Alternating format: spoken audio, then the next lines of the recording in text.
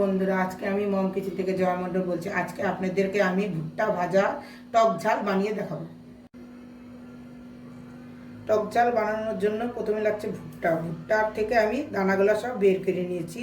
এখানে সরষের তেল, চাট মশলা, লঙ্কার গুঁড়া, লঙ্কা, ডল্লঘুসুনি আর এই যে লবণ লাগবে।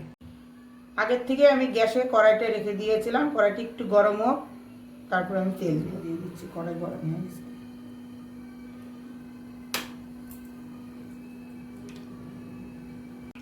এখন আমি তেলটা গরম হয়েছে, আমি এখন লঙ্কা দিয়ে দিচ্ছি।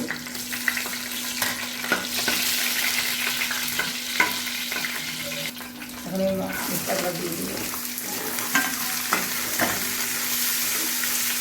এর মধ্যে লবণ দিয়ে দিব, অল্প একটু লঙ্কার গুঁড়া,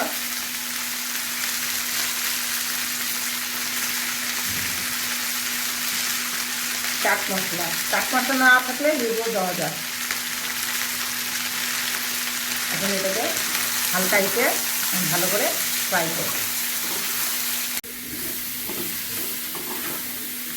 আর একটু ফ্রাই করে উঠবো।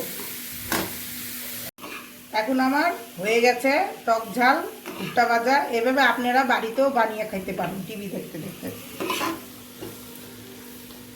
দেখুন, ভিডিওটা পছন্দ হইলে লাইক, শেয়ার, সাবস্ক্রাইব করবেন।